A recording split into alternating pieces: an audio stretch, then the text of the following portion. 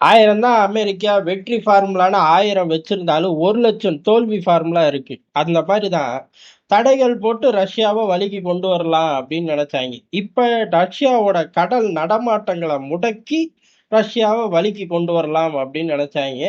எப்படி ஃபர்ஸ்ட் விஷயம் back fire ஆச்சோ, காரணம் ரஷ்யாவை தடைகள் போட்டு டாலர்ல இருந்து துண்டிச்சு ஷிஃப்ட்ல இருந்து தூக்கி ஷிஃப்ட் பண்ண இப்படி ஏகப்பட்ட அக்கப்போர் பண்ண போய் தான் டாலரோட நம்பிக்கை தன்மை, அமெரிக்காவோட நம்பிக்கை தன்மை அப்படிங்கிறது பூஜ்ஜியத்துக்கு போய் அவன் தங்கத்தை வாங்கி எடுக்கிறான். டாலரை வித்து தங்கத்தை வாங்குறான். இம்புட்டு பெரிய பேக் ஃபயர் ஆச்சு. அதே போலதான் இப்ப ரஷ்யாவோட கடல் நடமாட்டத்தை குறைக்கிறேன், வெனிசுலாவோட கச்சா எண்ணெய் இருக்கு, வெனிசுலாவோட குண்டூசி இருக்கு அப்படின்னு சொல்லி கப்பல்லாம் சீஸ் பண்ணார்கள். அது பெரிய அளவு பேக் ஃபயரா எங்க ஆக ஆரம்பிச்சிருக்கு அப்படின்னா பிள்ளையார் சொல்லி தான் போடப்பட்டிருக்கு. கருங்கடல்ல 24 மணி நேரத்துல 4 வர்த்தக கப்பல்கள் தாக்கப்பட்டிருக்கு. இத ரஷ்யா கிளைம்லாம் ஒன்றும் எடுத்துக்கல. ஆளில்லா விமானத்தை அனுப்பிச்சாங்க, தாக்குனாங்க. ஹவுதிகள் இந்த சேட்டையை பண்ணும்போதே குலதெய்வத்துக்கு வேண்டுதல் வைக்கிற அளவுக்கு ட்ரம்ப்போட நிலைமை, அமெரிக்காவோட நிலைமை படுமோசமா போயிருச்சு. ஏன் அப்படின்னா பெரிய அளவு ராணுவ நடவடிக்கை பண்றாங்க. உள்ளுக்குள்ள உட்காந்து திட்டுறாங்க. எது அமெரிக்காலே செனட்டு காங்கிரஸ்ல திட்டுறாங்க. ஏலே கடல்ல கொண்டு போய் காசை கொட்டுறீங்களா, ஹவுதிகளை அடக்கவே முடியாதுடா அப்படின்னு. இல்ல இல்ல இப்ப பாரு அப்படின்னு ஏமன்ல தூக்கிட்டு போய் பீட்டு ரக குண்டு வீச்சு விமானத்தை வச்சு பெரிய அளவுல படம் போட்டாங்க. கடைசியில அங்க உள்ள ஹெவி வெயிட்டான ஆட்கள் யாருக்குமே டிக்கெட்டை கிழிக்க முடியல. அவர்களோட லான்ச்சிங் பேடு, ஆளில்லா விமானத்துக்கு, மிசைலுக்கு, இந்த மாதிரி லான்ச்சிங் பேடு எதுக்குமே டிக்கெட்டை கிழிக்க முடியல. எதுக்கு தான்டா போய் கொட்டிக்கிட்டு வந்தீங்க ஆயுதத்தை அப்படின்னு சொல்லி பெரிய அளவுல சண்டை வம்பே வரப்போகுது அமெரிக்காக்குள்ள அப்படிங்கிற மாதிரி நிலைமை மாறி போச்சு. அதோடதான் விட்டார்கள். இப்ப ரஷ்யா அந்த சேட்டையை செய்ய ஆரம்பிச்சா நிலைமை எங்கோ போய் நிக்கும். இதை நல்லா ஐரோப்பா தெரிஞ்சுக்கிச்சு. அதனால தான் ஐரோப்பா இப்ப அலறி துடிக்குது. அதாவது ரஷ்யா நேட்டோவை தாக்கிருச்சு அப்படின்ட்டாங்க. எப்படா தாக்குச்சு அப்படின்னு கேட்டோம்னா, ஓர்ச்னிக் மிசைல் அதுக்குள்ள அணு ஆயுதம் கூட இருந்திருக்கலாம், யாரு கண்டா. அது அப்படி போலந்த டச் பண்ணி போயிருக்கு. இது நேட்டோவே அடிக்கிறதுக்கு சமம் தான் அப்படின்ட்டாங்க. அதான் ஆர்டிகல் 5 இருக்குல்ல, நேட்டோவை அடிச்சிட்டானா போய் திருப்பி அடிக்க வேண்டியது தானே அப்படின்னு கேட்குற மாதிரி தான் இருக்கு. காரணம் அவருக்கு அதான் அடிக்கலையே. அடிச்சிடக்கூடாதுன்னு தானே நேட்டோவே உருவாக்கிடுச்சு. நேட்டோ எதுக்கு உருவாக்கப்பட்டுச்சு? ரஷ்யா முன்னேறிடக்கூடாது, எல்லாரும் ஒண்ணு கூடி நின்னோம்னா ரஷ்யா பயப்படும், ஒரு 2 நிமிஷம் யோசிப்பாங்க அப்படிங்கிறதுக்கு தான். அதுக்குன்னு சீண்டிக்கிட்டே இருந்தா 2 நிமிஷம் யோசிச்சு தாக்குவாங்க. இப்ப அதை தான் கருங்கடல்ல ரஷ்யா காட்டியிருக்கு. அமெரிக்காவோட திட்டம் பேக் ஃபயர் ஆக ஆரம்பிச்சிருச்சு ஒரு பக்கம்.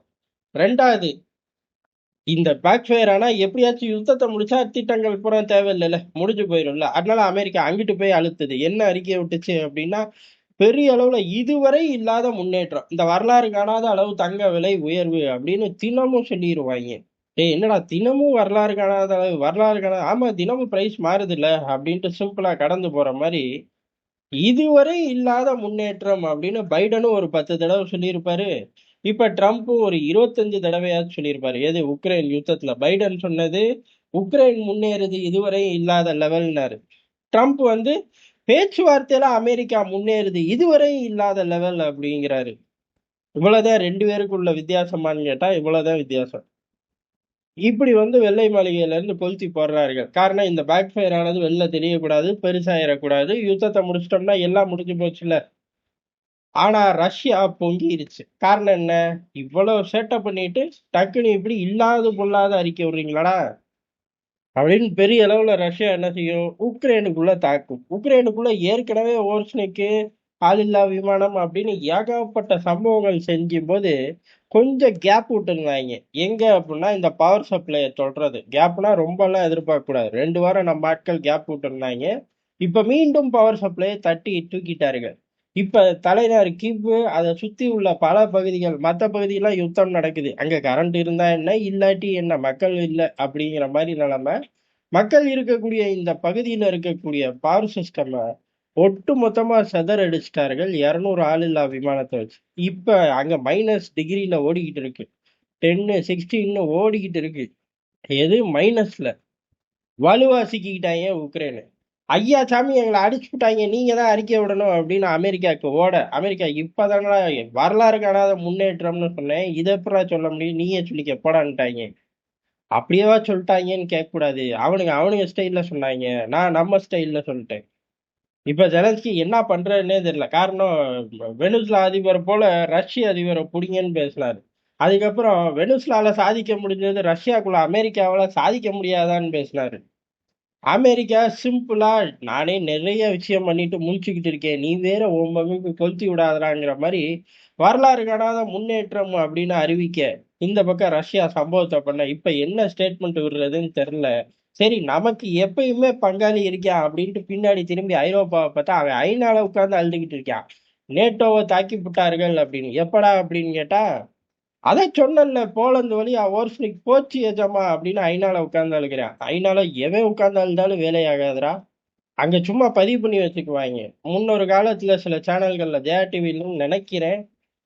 வரலாற்றில் இன்று அப்படின்னு இன்னைக்கு நடந்த இந்த டேட்லயோ, இந்த கிழமையிலயோ என்னமோ ஒண்ணு இன்னைக்கு அன்னைக்கு நடந்த ஒரு முக்கியமான சம்பவத்த நியூஸுக்கு நடுவுல போட்டு விடுவார்கள்.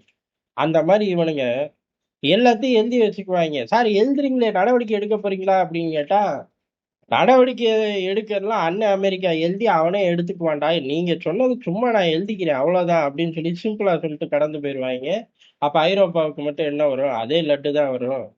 இப்ப ட்ரம்ப் பத்த வச்ச தீ பத்திக்கிட்டு எரியுது. ஆனா பேக் ஃபயர் ஆயி அமெரிக்காவ நோக்கி எரியுது. இனி கருங்கடல் டிஸ்டர்பன்ஸ் அப்படிங்கிறது அப்படியே விரிவடையும். இப்ப அமெரிக்கா வலிக்கு வருமா? ரஷ்யா கால்ல விழுமா? அப்படின்னு கேட்டா, நமக்கு தெரியாது. இந்நேரம் ராஜதந்திர ரீதியில போன் அடிச்சு கால்ல விழுந்திருப்பாய்ங்கங்கிறது எதார்த்தமான உண்மை.